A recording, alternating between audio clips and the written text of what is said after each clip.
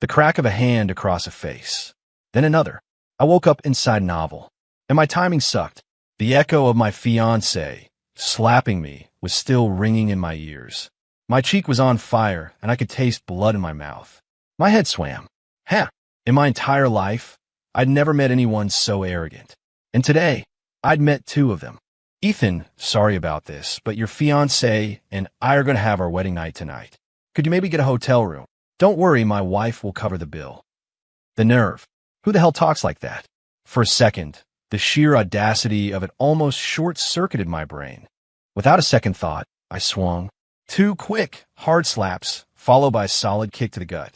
The guy who'd been whispering that trash in my ear went flying, landing in a heap 10 feet away like a sack of garbage.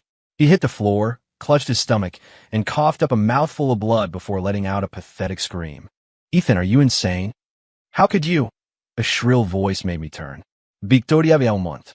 A minute ago, she was my fiancée, now my ex. The two slaps I'd taken were courtesy of her. Today was supposed to be the day we got our marriage license at City Hall. But just as the original schmuck I was inhabiting handed his ID to the clerk, someone else had swooped in. They filled out the form, took the photos, did the facial recognition scan, and signed on the dotted line, all in one smooth motion. While the original Ethan was still processing what happened, Victoria and her assistant, Cole Anderson, were already holding a freshly minted marriage certificate. When the poor guy tried to confront them, he got an earful of abuse and 2 slaps for his trouble. Then Cole laid on the humiliation. The stress was too much. He'd had a rage-induced aneurysm or something, and poof. I was here. It was the kind of cheap, over-the-top drama you'd find in a cheesy romance novel. A total Wattpad cliché. And here we go. Seeing me actually fight back and hit Cole sent Victoria into a frenzy. Screaming curses, she lunged at me, hand raised for another slap. What a piece of work. I took a step back, creating distance, then swung my leg up high. My foot came down like an axe from above. Victoria didn't even see it coming. All she saw was a dark blur rocketing toward her face. Thwack! The next thing she knew, a wave of agony exploded across her face. Her vision swam, and 2 warm streams of blood gushed from her nose. She collapsed to the floor, staring at me in utter disbelief. You. A woman with a name like Victoria Beaumont is never ugly. They're either stunningly beautiful or drop-dead gorgeous. But right now, I instinctively rub my nose. Even the most beautiful woman in the world looks pretty damn hideous with a black shoe print stamped across her face, blood streaming from her nose, and her hair a wild mess. Truly ugly. Sorry about that, I said. Purely a reflex. Her rage subsided slightly, replaced by confusion. She looked at me as if she couldn't believe the man who had supposedly loved her more than life itself would ever lay a hand on her. Then I added, "You're filthy? I was going to slap you back, but I didn't want to get my hands dirty." You. She choked, spitting out a spray of blood. "Ethan, why did you hit Cole?" she demanded. "Didn't I explain it to you? It's a fake marriage. As soon as I secure the investment from the Anderson family and help him get named as the heir, we'll get a divorce. Then, see, there it is again. That classic trope. The female lead who screws over the protagonist, all while claiming it's for his own good.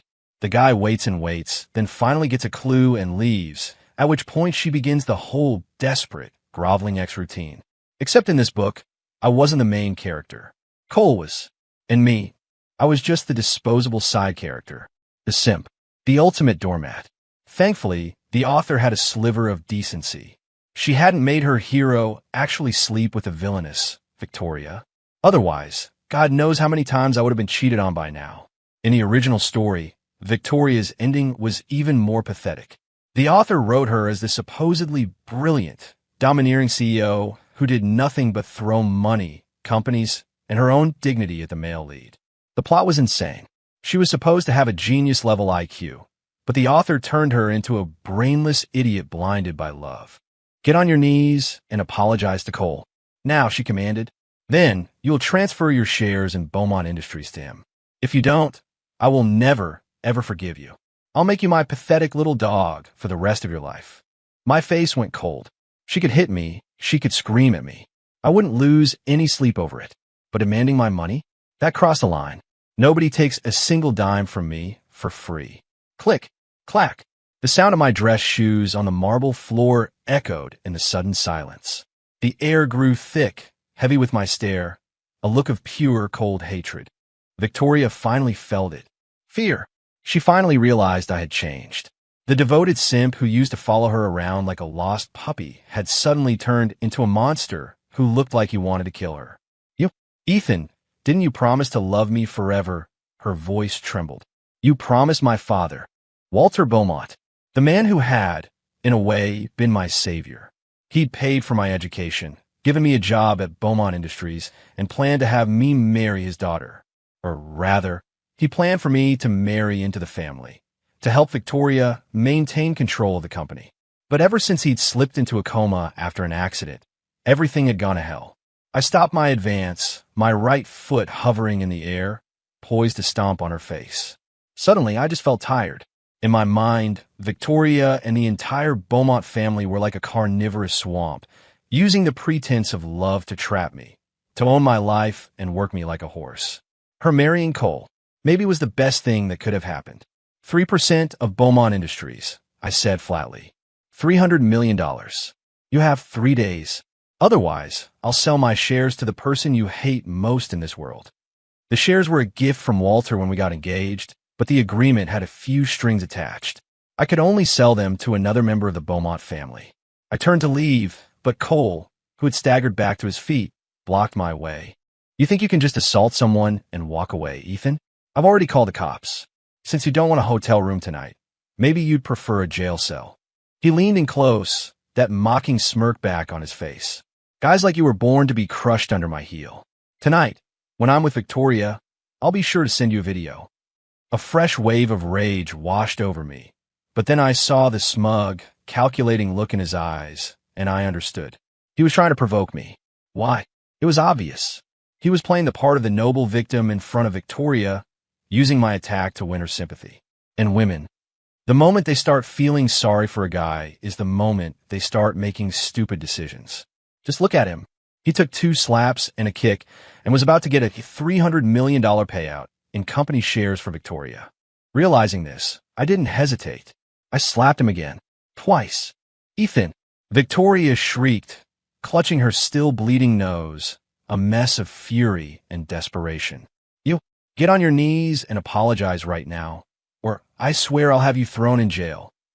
Even now, she was telling me to kneel. I sighed. A psycho and a drama queen.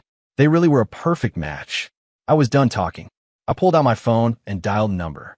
Hey, Captain Morris? Is this the SFPD White Collar Crime Unit? This is Ethan Vance, Vice President at Beaumont Industries. I'm calling to officially report Cole Anderson, assistant to the CEO. He's taken over $10 million in kickbacks and embezzled another $20 million from corporate accounts. He also leaked confidential company secrets that resulted in losses of over $200 million. I'm sending you the evidence now. Please confirm receipt. I hung up and looked at the two of them, now frozen like statues. I gave them a scornful smile. So, Cole, what's it going to be? Your wedding night? Or a trip downtown to turn yourself in? Better decide quickly. You wouldn't want the cops to crash your honeymoon, would you? Victoria. Cole stammered, his face pale with terror. He's lying. I never did any of those things. Even someone as formidable as Victoria was reeling. She knew me. If I said I had evidence and had already sent it to the police, it was 100% real. The damage was done.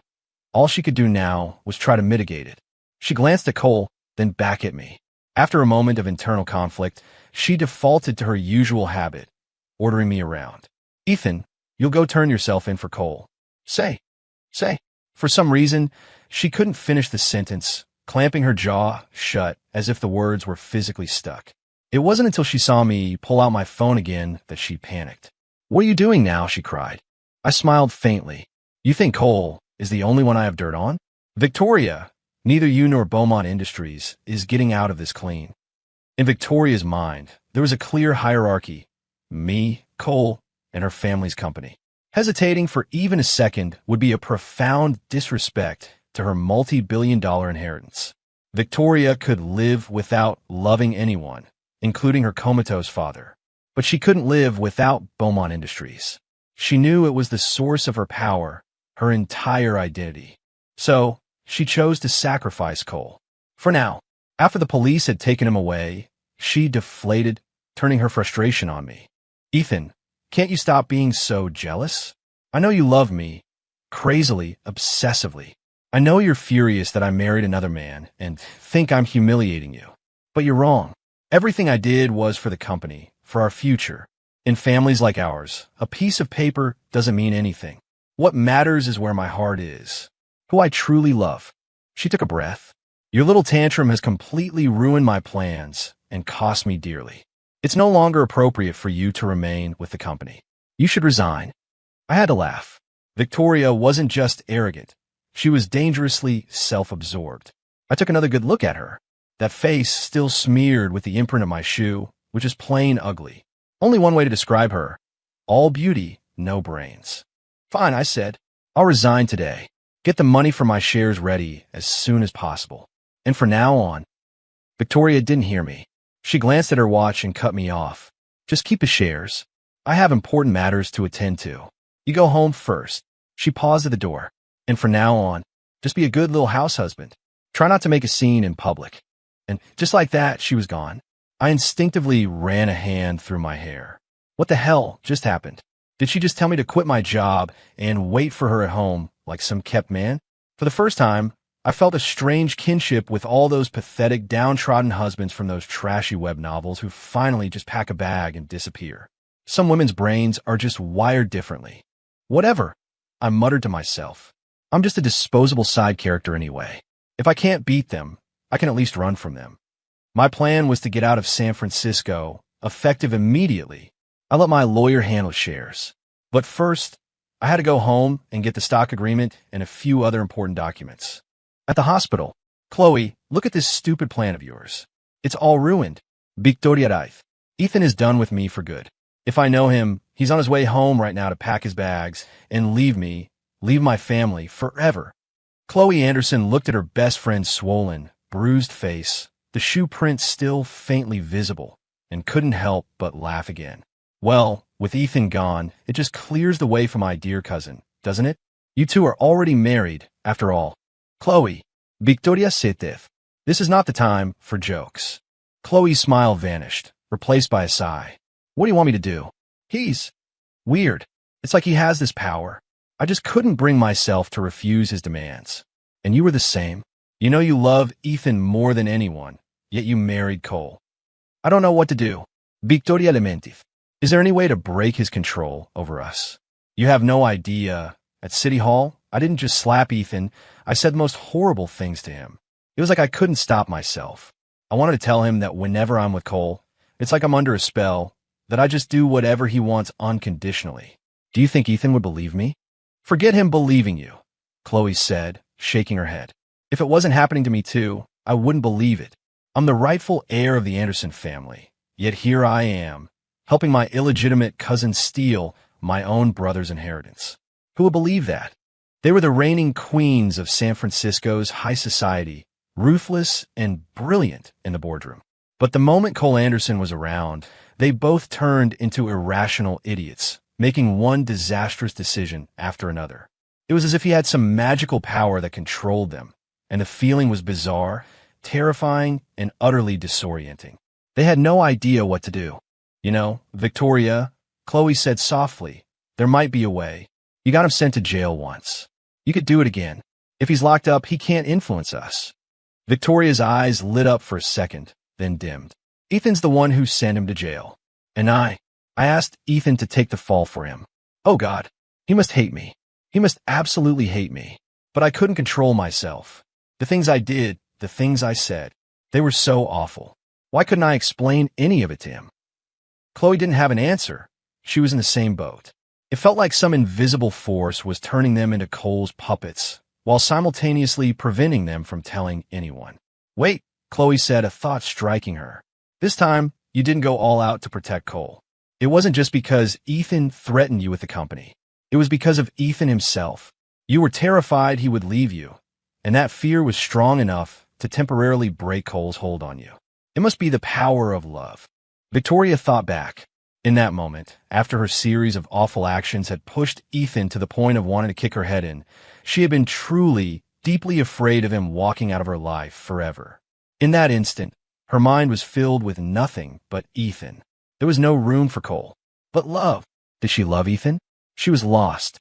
Her father once told her she didn't understand love, that she was incapable of it.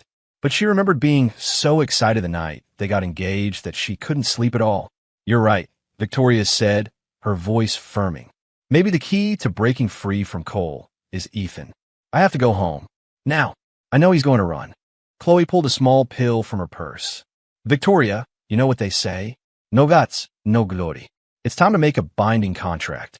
Victoria touched her bruised face. The kick had nearly disfigured her. She wondered if a man could even get turned on looking at this. "Where did you get that?" Chloe closed her eyes. "Do you want it or not?" "Heh, run." By the time Victoria got home, I was already cornered in the master bedroom by two of her female bodyguards. All those web novel scenes where the downtrodden husband just quietly disappears. Total fiction. My phone, my car, even my damn watch have been bugged with tracking devices by her security team. It was as much for surveillance as it was for protection. There was no escape. So I changed my strategy. Like they say, the best defense is a good offense. I pulled Victoria into her own bedroom. It was the first time I'd ever set foot in her private space since moving into the Beaumont estate. "Run," I scoffed. "I do things out in the open. If I leave, I'll walk right out the front door. We've been together for 3 years. I think it's time I collected some interest." Before she could react, I pushed her onto the bed. But that gorgeous face, marred by the shoe print, was seriously killing the mood. I sighed in frustration and switched off the lights. "One night with me," I whispered in the dark, "and we'll call it even. All debts paid. What do you say?" In the blackness, Victoria secretly dropped the pill she'd been holding. She couldn't believe we'd had the exact same idea. "I agree, Ethan," she murmured. "And whether you believe it or not, my heart has only ever been with you. As for Cole, I have my reasons. Reasons I can't explain." I wasn't interested in her excuses. Primal instinct had taken over, and there was only one thing on my mind. The night was long, and yet it was short. I lost count of how many times the sun seemed to rise and fall. Maybe it was because I never had anything this good, or maybe for some other reason, but I had incredible stamina. I didn't let her go until I finally collapsed from exhaustion. When I woke up again, I saw Victoria sitting on the edge of the bed, staring at me with an unnerving intensity. I tried to sit up, only to discover I'd been chained to the bedpost. "What the hell is this?" Slap. Without a word, she smacked me across the face. "Ethan Vance, you made me waste 10 years of my life waiting for something this good. Don't you think you deserve that?" 10 years? 10 years ago, you were 16. I'm not a monster. But then I remembered the original schmuck was all about chaste, pure love. If they hadn't gotten married, he probably would have kept it in his pants forever. Before I could say anything, she slapped me again, this time with her other hand. "If you had just been dominant like you were last night from the beginning, I never would have had to put myself through all that. Don't you think I should hit you for that?" I was speechless again. It was the author's fault for writing the original guy as a total simp. What was I supposed to do about it? Victoria seemed to be getting into it. She hit me a third time. "I'm already pregnant with your child. You dare take responsibility." I rolled my eyes. "Don't be ridiculous. It's only been one night." She just smirked, pulling out her phone and leaning over me to snap a few pictures. Then she took a photo of the clothes scattered on the floor, and of the telltale crimson flower on the white sheets. "I just sent these to Cole from my phone," she said, her voice triumphant. "Feeling better now? I told you, you're the only man for me. When he gets out, I'll have him sign the divorce papers, and then we can." "No divorce," I interrupted, my voice serious. "I've suddenly discovered I have a preference for you as a married woman. Last night seems to have awakened a new kink. Besides, it adds a certain thrill. Ethan, you're a pig." Victoria burst into tears, biting her lip as she ran out of the room, a storm of fury and sobs. I just watched her go, not feeling a shred of pity. Victoria had left, but she hadn't unchained me. I yelled for a while, but none of the staff came. A rookie mistake. I should have slipped out after the last go-around. I don't know how much time passed before the door finally opened again. When I saw who it was, a hot flush of shame washed over me, and I curled up like a cooked shrimp. It wasn't Victoria. It was her stepmother and my mother-in-law, Miranda Beaumont, the one person in the family who had always been the kindest to me. And here I was. That girl is so reckless, Miranda sighed, ignoring the chaotic state of the room as she gently pulled a silk comforter over me. Ethan, Victoria is married to that Anderson boy now. You need to let her go. Go find your own happiness. I can arrange for you to go abroad, somewhere she'll never find you. I was silent for a moment. Walter was like a father to me. The company is in trouble, and Victoria. She doesn't have a head for it. I can't let his life's work go down the drain. Miranda's warm smile slowly hardened. Ethan, you should understand. Victoria doesn't want you anymore. You don't know her anything. I may be your stepmother, but I watched her grow up. Do you think I don't know my own daughter? If this had been the old me, I would have believed her. I would have taken her offer and left. But I knew the whole story. Running away was the coward's way out. Walter and Victoria's kindness might have come with strings attached, but they never meant me any real harm. They gave an orphan like me a chance to climb out of the gutter. As for Victoria marrying Cole, the original guy would have been heartbroken. Me, I just found it exciting. I was probably sick in the head. Looking at Miranda now, her past kindness seemed excessive. The original Ethan just thought it was an elder caring for a junior. I saw something else. From the way she looked at me when she walked in, I knew she wasn't interested in me physically. Ruling that out, the only thing left was my 3% stake in Beaumont Industries. I couldn't think of any other reason a stepmother-in-law would be so incredibly nice to her stepdaughter's fiancé. What about my shares, Miranda? Her smile returned. I'll give you $7 million, and I'll handle all your travel documents. If you agree, I can have you on a plane tonight. I laughed internally. $7 million for shares worth hundreds of millions. She was a hell of a businesswoman. Under her expectant gaze, I rattled the chain on my wrist. Miranda, could you do me a favor and take this blanket off? I need to take a piss, and I think you could use the reflection to take a good, long look at yourself. Miranda's face contorted with rage. Her kind, dignified mask shattered. She spun on her heel and stormed out. Someone was shaking me awake. Mr. Vance, Ms. Beaumont needs you at the office. It was Victoria's assistant, Dana. She was usually quiet, a woman of few words. The original Ethan barely ever spoke to her. She produced a key and unlocked the chain. Mr. Vance, please understand. Ms. Beaumont said that if you won't be civil about this, she's authorized us to help you be civil. As she spoke, the two female bodyguards materialized behind her, each holding a small leather whip. Perhaps you'd like to give it a try, Dana said, her voice flat. Try it and die. I saw the sharp barbs on the whips, and my blood ran cold. I forced a smile, trying to save face. She want me at the office? Did she finally realize the company can't function without me? It was a cringy line. I was the simp side character, not the indispensable genius CEO from some other cheap novel. Donna's mouth twitched. Well, Ms. Beaumont does need you. You'll see when you get there. My curiosity piqued. I followed them. In the main lobby of Beaumont Industries, I saw Cole Anderson. The moment he spotted me, he charged, his face a mask of rage, his fist cocked. Ethan, you son of a bitch, how dare you sleep with my... He never finished the sentence. His fist never landed. Dana moved like lightning from behind me, stepping between us. In terms of rank, Dana was Victoria's chief of staff. In terms of their relationship, she was her college mentor, friend, and confidant. Cole didn't dare cross her. Mr. Anderson, your employment has been terminated. Please leave the premises, Dana said coolly. I watched Cole closely. I wasn't surprised he got out so fast. This was his story, after all. He was the male lead, with the female lead, and God knows who else pulling strings for him. A guy like that was never going to see the inside of a real prison. Dana, could you please call Victoria for me? I just need to say a few words to her, he pleaded. And that's when I saw it. Dana, who had been a rock a second ago, softened at the sight of his pleading eyes. Fina, but if she says no, you leave immediately. Cole clasped his hands together, smiling obsequiously like a puppy. The truly shocking part was that the moment Dana called, Victoria agreed to see him. See that, Ethan? Cole's arrogance returned instantly. All I have to do is say I'm sorry, and you'll go right back to being the one nobody wants. I nodded honestly. Before, I wouldn't have believed it. But watching Dana's attitude flip on a dime made me realize it was real. As the male lead, Cole had some kind of plot armor, a passive aura that influenced the people around him, especially women. Still, I hated that smug look on his face. In the executive elevator, I leaned against the wall and groaned. Dana, could you give me a hand? My back is killing me. You. Cole's face went crimson, his eyes turning green with rage. He was, on paper, Victoria's husband. This was the ultimate humiliation. He looked like he wanted to tear me to pieces.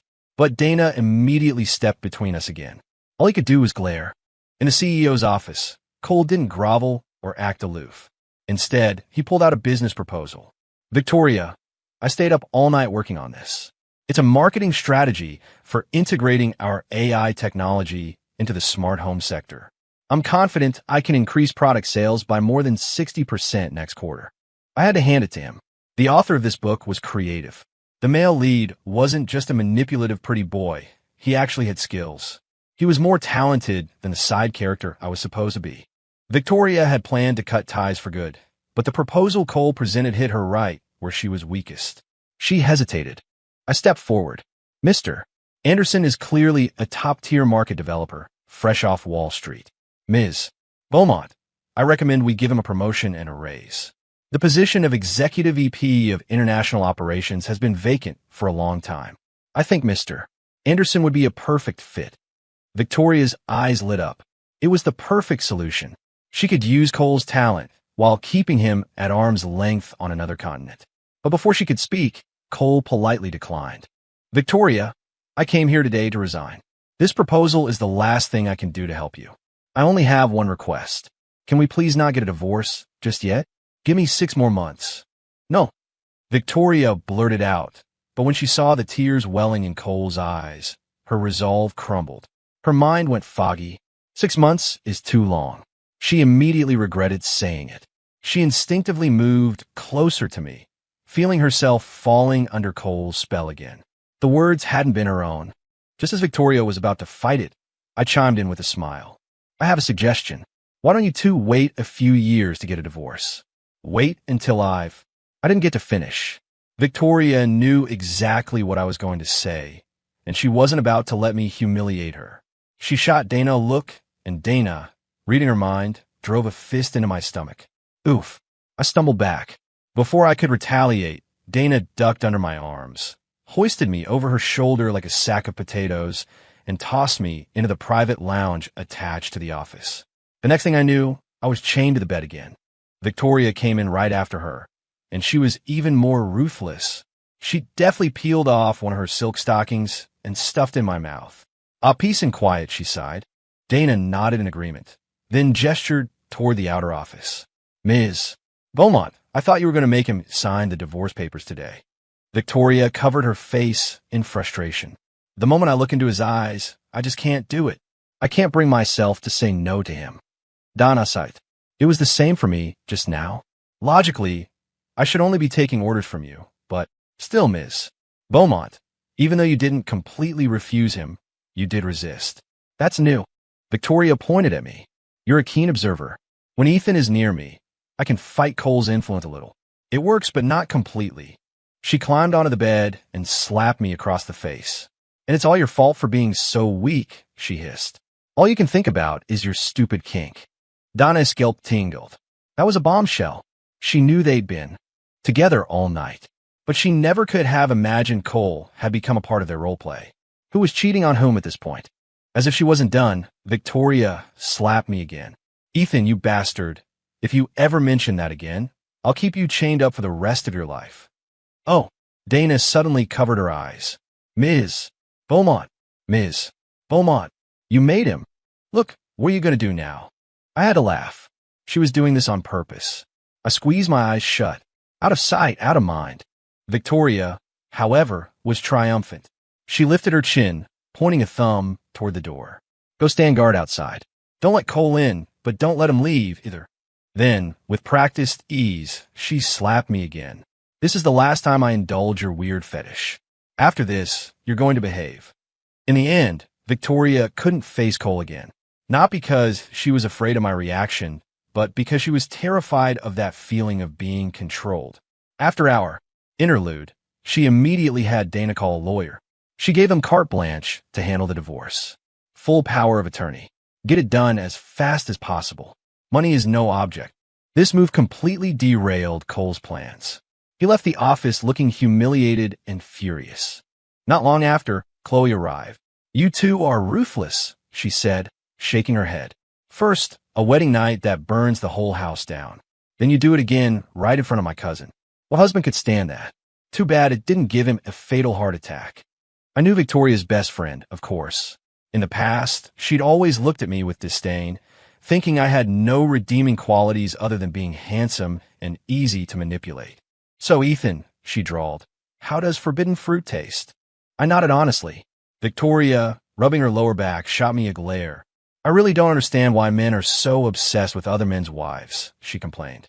"He was like an animal earlier." I glanced from her to Chloe, who was built like a runway model. "Because that's where all the fun is." Victoria giggled, covering her mouth. Chloe threw her purse at me. "You pig, go to hell." After some friendly banter, the two of them started talking business. The Beaumont and Anderson families were more partners than rivals. When Chloe saw the business plan Cole had left, she was full of praise. "I have to admit, my half-brother has some skills. It's a shame his ambition is going to be his downfall." I scoffed from the sidelines. "Are you two really planning to base your next quarter strategy on that proposal? If you do, the company will be bankrupt before you know it."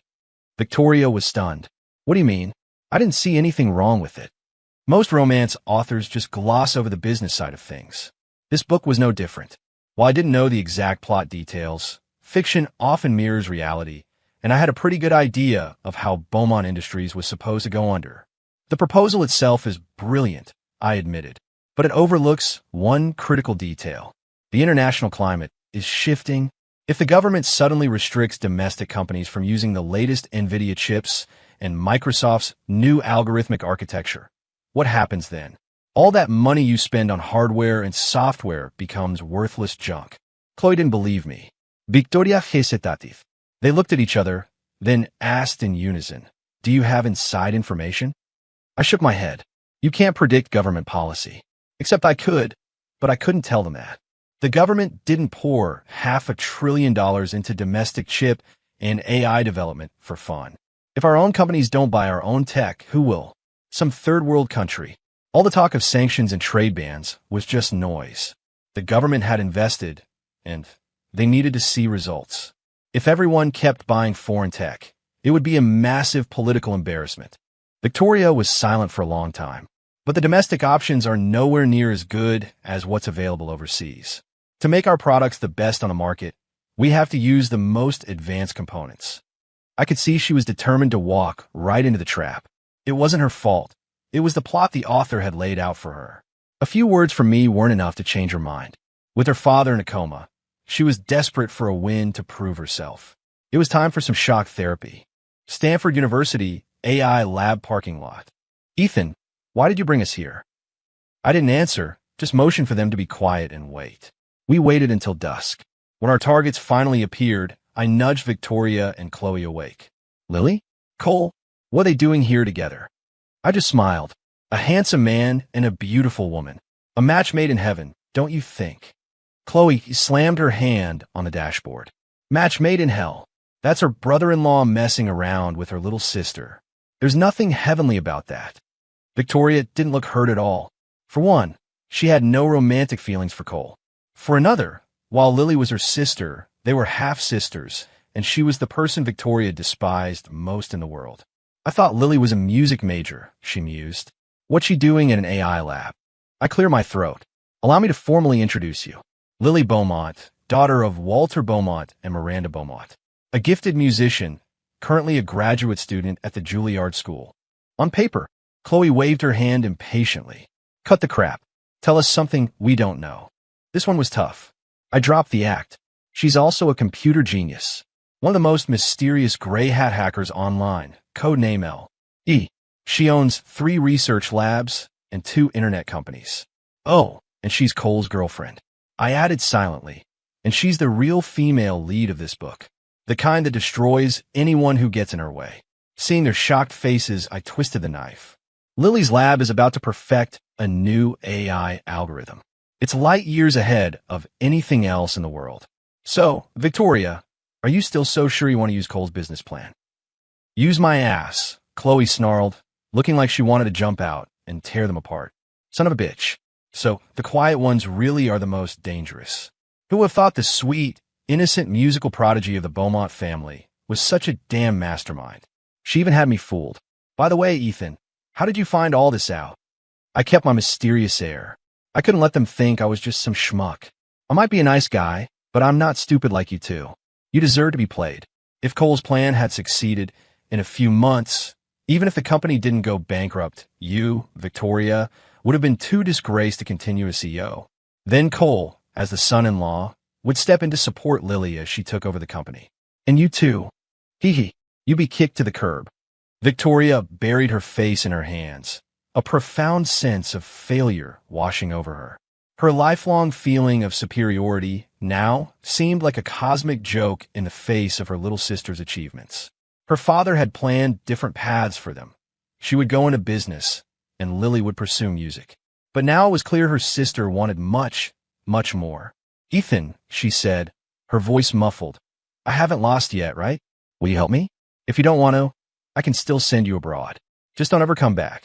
I chose to stay, not because I was greedy for her beauty or the Beaumont fortune, and not because Victoria had suddenly grown a conscience. It was because I had woken up in this world, and I was tangled in its web of fate. Running away would be easy, but who knew what the future held? What was to stop the male lead from hunting me down later? It was better to stay and fight, to take him out for good, and, enjoy the view while I was at it. Back in Victoria's office, she had recovered her composure. Her fighting spirit was back. She wouldn't lose to her sister, and Chloe wouldn't lose to her cousin. Ethan, there's something I need to tell you, Victoria said. Cole has some kind of mysterious power. When we're near him, we can't help but want to please him. It's like our minds are completely under his control. Otherwise, I never would have treated you like that at City Hall. I believed her. It was a male lead's halo effect, an irresistible charm. Luckily, it didn't work on men. I actually felt sorry for them. Two brilliant, powerful women, reduced to lovesick idiots by a bad author. It was pathetic and cheap. Victoria, let's get one thing straight, I said. You and I are never getting married. This arrangement we have now is perfect. I like your body, and you're obsessed with mine. Didn't you say a piece of paper means nothing in your world? Perfect. When we get tired of each other, I'll walk away. Clean, simple, and a hell of a lot more exciting. My words hit her like a boomerang. Her eyes turned red with pain. Her face darkened. Ethan Vance, she said, her voice dangerously low, I am not the kind of woman who grovels for a man. I have no problem keeping you chained up for the rest of your life, even if you grow to hate me. Fine. I kept my mouth shut. The woman was turning into a possessive psycho. What was wrong with our current setup? It was thrilling, transgressive. The kind of soul-shaking excitement a normal, loving couple could never hope to achieve. Why was she suddenly so obsessed with playing house? Chloe stepped in. Let's focus on business. Love can wait. Money is what matters. When you're rich, you can play however you want. Victoria looked at her tough-as-nails best friend, and a thought sparked in her mind. She thought she'd found the perfect solution. Let's talk work, she said, shifting gears. The main issue right now is choosing our partners for chips and algorithms. Ethan, what are your thoughts? This time, I didn't hold back. The original Ethan's knowledge couldn't compare to theirs, and neither could mine. But I had one advantage. I was from another world. My knowledge of real-world tech trends was years ahead of theirs. For the algorithm, I suggest we partner with a company out of Austin called Deep Quest. Victoria shook her head. I looked into them. They're nobody. Their tech is. If I were you, I said confidently, I wouldn't just partner with them. I'd invest in them before they blow up. If I could, I'd trade my 3% of Beaumont Industries for a stake in their company. Done. Chloe decided instantly. Victoria, your man has secrets. Trust him on this. Victoria didn't hesitate. I'll have my people contact them immediately. I grinned. Not worried I'm going to sell you out? Chloe clapped me on the shoulder. Any man who can take my best friend's virginity is a man I can trust. Victoria rolled her eyes at her. What about the chips? Our current supplier is NVIDIA, but we can't get their latest models. I thought for a moment. Beaumont Industries targeted the high-end smart home market. The rich only want the latest and greatest. We pivot, I said. Go down market. Focus on the mid-range and low-end smart home sector. We'll flank the competition where they least expect it. The three of us finalized the plan, and Beaumont Industries began to move. Our new direction didn't go unnoticed. One day, the female lead herself, Lily, came to find me. She got straight to the point. Brother-in-law, I underestimated you. If my father knew you'd been hiding your true talents all this time, he'd regret ever choosing you for Victoria. I nodded, saying nothing. Tit for tat. I decided to drop a truth bomb of my own.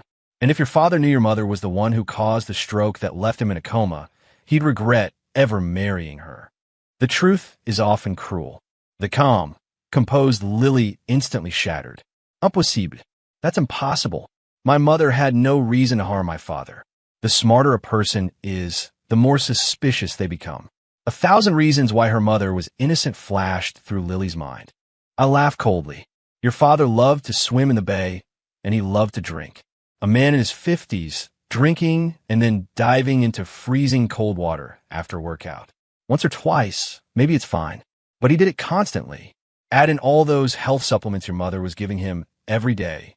Lily, you're a genius. Think back. How was your mother acting toward your father in the weeks before his accident? You know the truth. As the book's female lead, Lily's early life was full of hardship. Her sister bullied her, her father ignored her, and her mother pushed her relentlessly to succeed. That twisted maternal love had made her strong, but she had never wanted to harm her own father. She was the heroine, after all. The author couldn't write a character without a moral compass. All Lily had ever wanted was to prove her worth to her father and sister. My mother was unhappy that Dad was giving the company to Victoria, she admitted. But would she really try to kill him? I pulled out my phone and showed her a picture. You're dating Cole, right? Lily didn't deny it. An unloved, ugly duckling, living a miserable existence. Then one day, a handsome, charming boy burst into my life. I called it salvation. I sneered. Cole interfering in my relationship with Victoria was a cheap, disgusting plot device. Maybe in the author's mind, Cole's willingness to sacrifice himself for the female lead was a noble, heroic act. I swiped to another photo. You know Richard Anderson, right? Lily looked confused. What are you trying to say? Of course I know Mr. Anderson. I shook my head. Richard isn't just your boyfriend's father. He could have been your father-in-law. But I think it's much more likely he was trying to become your stepfather. What? Lily broke. Memories from her childhood flooded her mind. The looks her mother and Richard Anderson shared. As a genius, her memory was photographic. But right now, she hated it. Looking back, her mother and Richard had been flirting, right in front of her father. Ethan, who are you? She demanded, her voice shaking. How do you know all this? Why are you helping Victoria? Did you tell her my secrets? Why does everyone love Victoria? Seeing her completely fall apart, I felt no pity. If she wanted to blame someone, she should blame the author who stuck her in this ridiculously melodramatic world. Crazy family drama was the bread and butter of these novels. Lily, let me give you some good news, I said. You're Walter Beaumont's biological daughter. But Cole is not Richard Anderson's biological son. His mother and her lover were very clever. The Anderson family did 3 DNA tests on Cole, but each time, they managed to swap the sample with his older half-brothers. So if you don't care about the messy family tree, you can still marry him. I recalled the plot. Victoria and I were written out of the story halfway through. The second half was all about the 4 of them and their twisted family drama. In the end, Lily ended up alone, the powerful, single heroine. Cole got the classic chasing after the one who got away ending. Lily looked lost.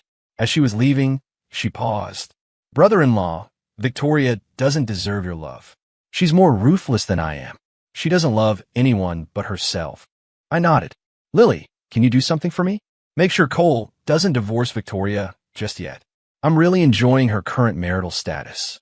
Lily stumbled, looked at me like I was a ghost, and practically ran away.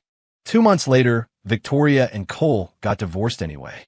In her words, I can't keep humiliating myself just to cater to your disgusting fetish. But I still wouldn't marry her. Not even when she chained me to the bed every night. Not even when she got pregnant. She couldn't do anything about it, but she couldn't bear to let me go either. In the end, she talked herself into it. I guess not having a certificate doesn't really change anything, she reasoned. Fiancée, I'll be trendy. We're co-parenting. Will you cheat on me with other women? I rattle the chain on my wrist. Don't worry. I'm only interested in married women. Seeing the thundercloud forming on her face, I quickly added, and only the wives or girlfriends of men I despise. Victoria was furious. You son of a bitch. I swear, I will never marry anyone for the rest of my life. I was stunned. That's not what I wasn't telling you to marry someone else. You're carrying my child. Who else would you marry? I just meant, forget it. The only person I hate right now is Cole, and you're not with him anymore. My twisted logic, combined with her morning sickness, seemed to confuse her. She dropped the subject. In the meantime, following my advice, the company had turned itself around. We had not only weathered the storm, but had made a killing by investing in Deep Quest. Beaumont Industries' smart home products became a global brand. We were already expanding into medical tech, office solutions, and autonomous driving. My sister really is a genius, Victoria mused one day. Her company is already catching up to Deep Quest. I heard Google is offering $2 billion for a 60% stake. When you're in the right place at the right time, even a pig can fly. But I was worried. The two sisters had been focused on their own growth, not fighting each other. But Lily was still the heroine, with plot armor on her side. And with Cole, the male lead, advising her, I wasn't sure we could win in a direct confrontation. Victoria, I said carefully, you and Lily don't have to be enemies. You could bury the hatchet. When sisters fight, the only ones who win are the outsiders. I wouldn't have dared say this before, but since becoming pregnant, Victoria had started to grow sentimental. She would sometimes talk about her childhood, playing with Lily. They only became rivals when their father chose her as his successor. Her mother put my father in a vegetative state, she said coldly. If she turned her own mother in, maybe then I'd consider forgiving her. I gave a bitter laugh. And you trust a sister who is willing to do that to her own mother? Victoria fell silent. The day of the Beaumont Industries shareholder meeting arrived. There was only one item on the agenda, electing a new chairman. The doctors had confirmed Walter's diagnosis. He was in a persistent vegetative state with almost no chance of waking up. Victoria was confident. Between her own shares and her father's, she controlled 35%. I had a vote too, and with the loyal executives her father had put in place, it should have been a sure thing. The meeting had barely started when a group of police officers entered the boardroom. Ms. Beaumont, your CFO, Sarah Simmons, is suspected of embezzlement. We need her to come with us for questioning. Ms. Beaumont, your head of HR, Mark Weber, is being investigated for workplace coercion. He needs to come with us. Ms. Beaumont, we've received a tip that your head of market development, Robert Zhao, has been accepting bribes. Please ask him to accompany us. The storm wasn't over. As soon as they left, another group arrived. A vice president from the Anderson Corporation walked up to Chloe and presented her with a document. Ms. Anderson, the board has revoked your position as shareholder representative for Beaumont Industries. I will be taking your place. If you'll please leave. Chloe stood up, ready to curse him out, but Victoria stopped her, telling her to go quietly. The two corporations held a 5% stake in each other. Clearly, this VP wasn't on their side. The situation was getting worse by the second. Dana rushed in with a tablet. Ms. Beaumont, the story about you and Cole Anderson just hit the news. They have video of you two arguing at City Hall. Victoria waved her hand dismissively. She'd deal with that later. Then, another woman walked into the boardroom. Miranda Beaumont. As a family member, she held 10% of the company's stock. Walter had always voted her shares by proxy, but today she was here with an agenda. She sat down across from Victoria. Victoria, you've run this company into the ground. Your top executives are being arrested as we speak. To save Beaumont Industries, I suggest you resign your position immediately. As soon as she finished, several other shareholders voiced their support. Ms.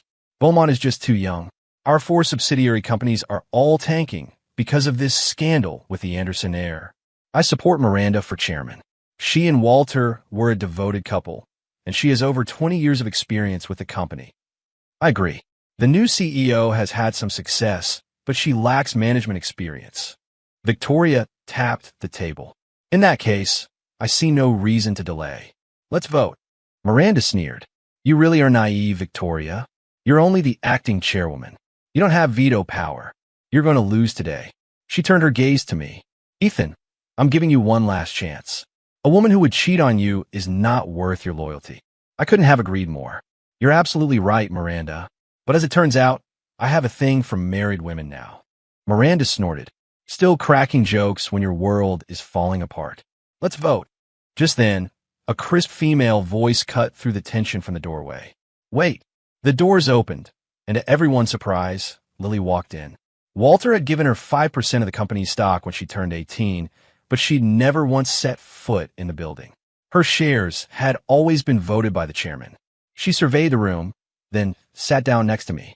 I support my sister, Victoria Beaumont. Lily, Miranda shrieked. I'm your mother. Everything I've done for you. How could you?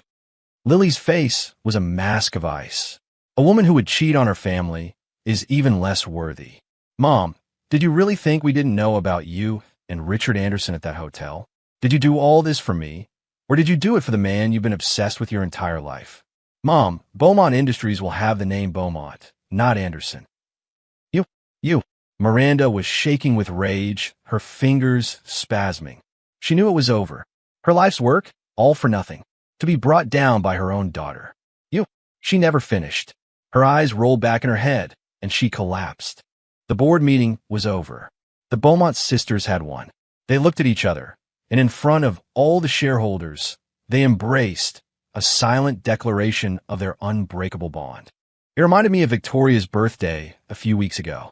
Only Chloe showed up carrying a cake. It was too cold to go out, so we decided to grill steaks at home. Lily showed up uninvited, her arms full of gifts for the baby. It was the first time the sisters had sat down together since everything came out.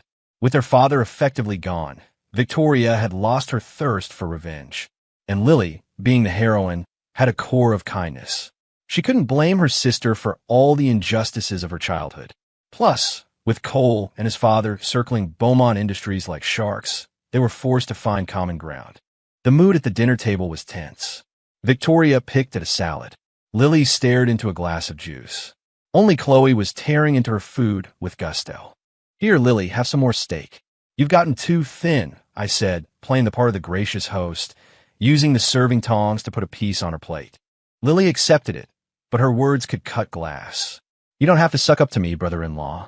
Cole and I broke up. Puffed. Victoria and Chloe, in perfect sync, sprayed mouthfuls of wine and soda all over my face. On purpose. I forced a smile. Well, good for you. The next one will be better. Lily cocked her head, a mischievous glint in her eye. Shouldn't you say the next one will be more fun? I froze. I was trying to be nice, and she twisted my words to make it sound like I was already plotting to get with Cole's next girlfriend. She was more vicious than I was. For once, I was the innocent party. But Victoria clearly didn't believe me. She snapped her fingers, and her 2 female bodyguards instantly appeared behind me. For the next year, until after I've had the baby and recovered, wherever the master of the house goes, you 2 go with him. Provide close protection. My face darkened. That's going too far. Lily raised her fork. I support my sister. Chloe brandished a lobster claw. I support her too. Victoria slammed her fist on the table. 3-1. Motion passed. I took out my frustration on a lobster tail. You don't have to be so paranoid. No matter how much of a bastard I am, I wouldn't go after another married woman while you're pregnant. There it is again. Victoria clutched her head. Are you ever going to get over that stupid kink? You brought this on yourself, Chloe chimed in, surprisingly on my side. You're the one who opened Pandora's box. Don't complain when you can't get the demons back inside. Victoria glared at Chloe and Lily. You 2 are just as much to blame for this. After dinner, Chloe's curiosity got the better of her. Lily, why did you and Cole break up? Did you ever get that weird feeling of being controlled by him? Lily shook her head, her expression grim. My mother slept with his father. Is that reason enough? Chloe made a face. I honestly don't know what she sees in my old man. All that blubber? His fat fingers? It can't possibly be because he's good with his tongue, can it? Victoria rolled her eyes and threw an orange at her. Lily, who didn't know Chloe well enough to understand her blunt, masculine sense of humor, blushed furiously. I've been digging, she said, changing the subject, but I can't find any record of who Cole's biological father is. I even I even compared his DNA to Dad's. Chloe had been investigating too, but she had to be careful. Her father didn't know she was a double agent. You know, don't you dog? She said, turning to me. Spill it before I beat it out of you. I try to remember the book. I think Cole's mother confessed on her deathbed. Just use your imagination. It's a rich family drama. Normal rules don't apply. Chloe spit out an orange slice, her eyes lighting up. My uncle? A classic Cain and Abel story, she guessed. My other uncle? My aunt's husband? It couldn't be our old butler, could it? No. What about my dad's driver? His assistant? His bodyguard? She was getting frantic. She jumped on me, grabbing my ear. Tell me. I held up my hands. You already said it. Chloe froze. When? Victoria and Lily, as observers, put it together first. They both gasped. The man in question was a pillar of the community, known for his integrity and lifelong devotion to his one true love.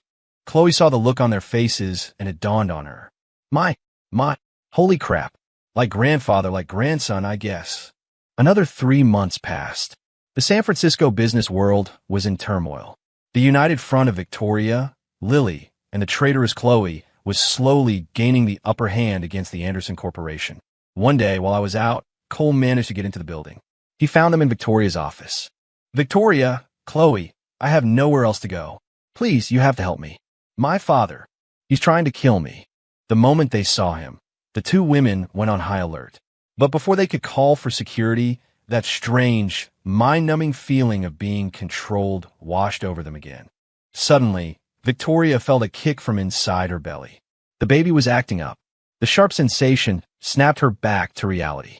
Cole, how did you get up here? Get out, right now, or I'll have security throw you out the window. Victoria. Chloe stopped her. He's been through enough. His mother is dead. You and Lily won't talk to him, and his own family is hunting him down. Maybe we should hide him at the... Seeing Chloe spiraling into crazy talk, Victoria frantically dug through her purse, pulled something out, and stuffed it in her friend's mouth. The effect was instantaneous. Chloe's eyes cleared, and the male lead's charm was broken. Security! Get security up here. Get him out. A team of guards burst in and dragged Cole away without a word. A moment later, Dana came in, her face a mixture of fear and guilt. Ms. Beaumont, Victoria waved her off. It's fine. You can go. I don't blame you. Once the door was closed, Chloe pulled the object out of her mouth and looked at it. Her face contorted in disgust. Victoria, did you really just shove your husband's underwear in my mouth? Are you sick? Tui. Victoria just smirked. Did it work or not?